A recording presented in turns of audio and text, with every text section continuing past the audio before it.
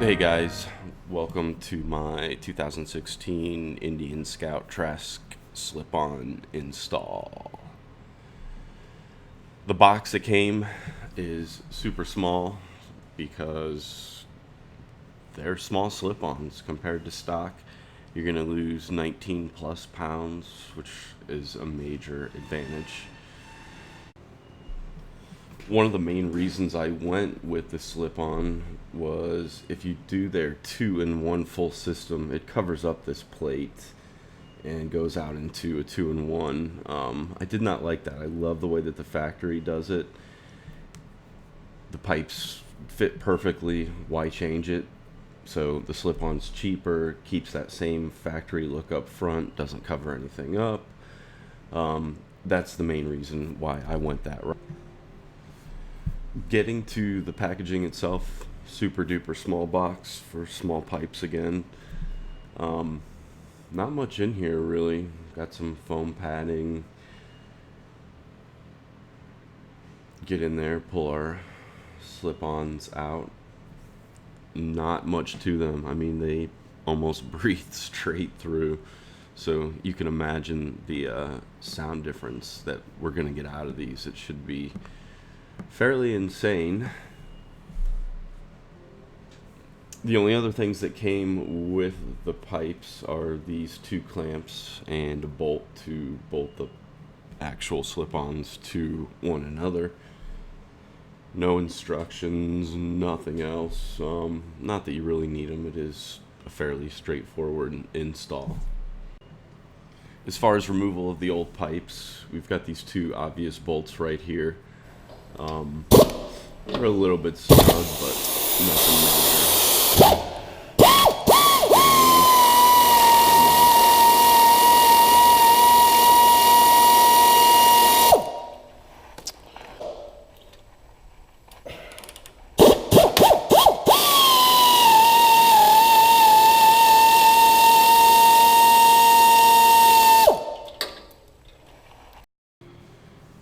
The next step is to get a 13mm, go from behind.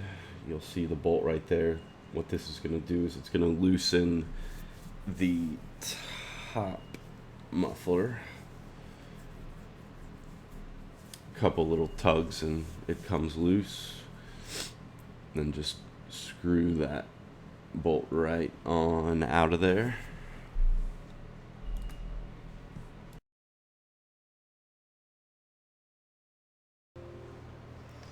And for the next step, we're going to go ahead and basically I had to wiggle mine up and down and pull at the same time, give it enough force and enough time, and she will come loose. It was kind of a pain in the butt, but again, keep going, keep going, keep going, and she will come out. Once you get the top muffler off, there's another bolt that you can now access once the top one's off. And this one is holding the bottom one to the support.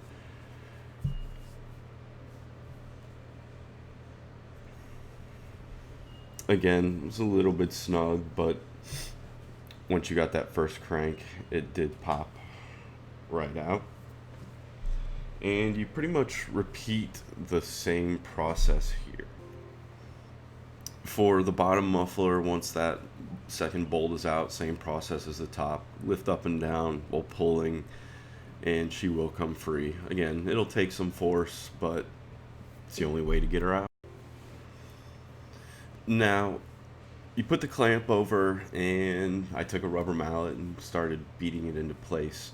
As you can see, the bracket that held the old mufflers up really posed a problem for me. I could not get the new slip-ons to line up with the hole in the factory bracket. I'm sitting here thinking, okay, we're going to reuse the factory bracket, but then we're going to have this silver piece sticking out. I was getting real frustrated at this point, so I went ahead and contacted Trask.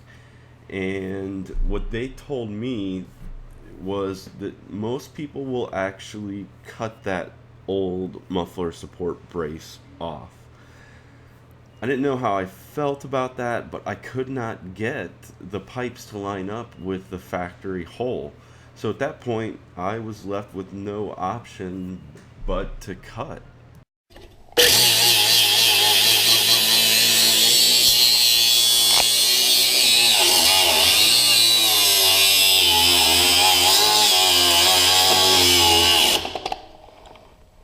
So close.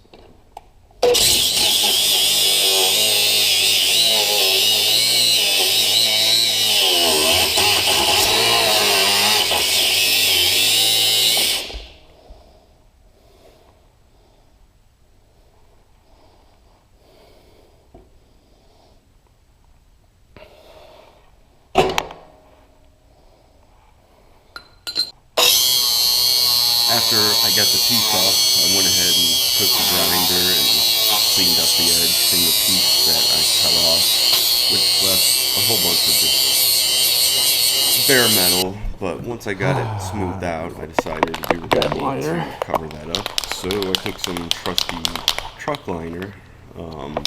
Figured it would be nice and durable down there, just to clean up that bare metal. I didn't like that bare metal hanging out there. It didn't take much, literally a couple squirts, and she was covered. You may want to do it a different way, but this is how I got mine to work. It literally took a couple minutes. Maybe a smidge more. After finishing up with the paint, we were back to install. Put the clamp on over the pipe, slide the pipe in, beat the ever-living snot out of it until it is nice and snug. Go ahead and repeat the same process for the top as well. Just beat them in until the two holes align so that you can actually bolt them together.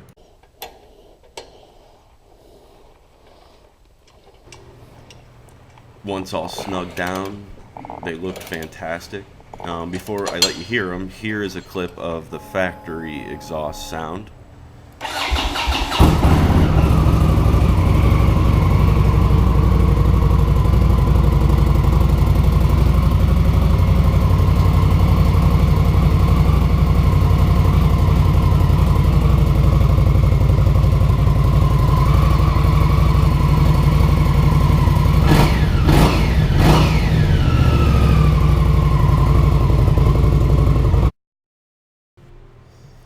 And here is what they sound like after they've been installed.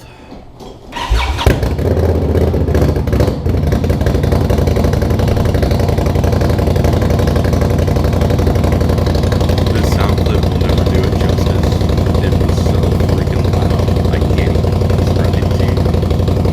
Listen here as I get on the throttle for a minute.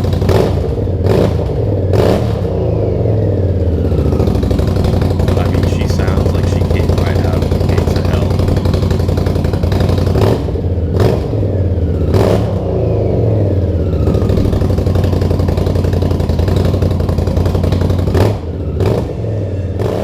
And that about wraps it up. I mean, what I learned is you pretty much need to cut off that piece. They say you don't have to, but it's not mentioned anywhere. Nobody's talked about it, so I'm hoping this will help some guys out.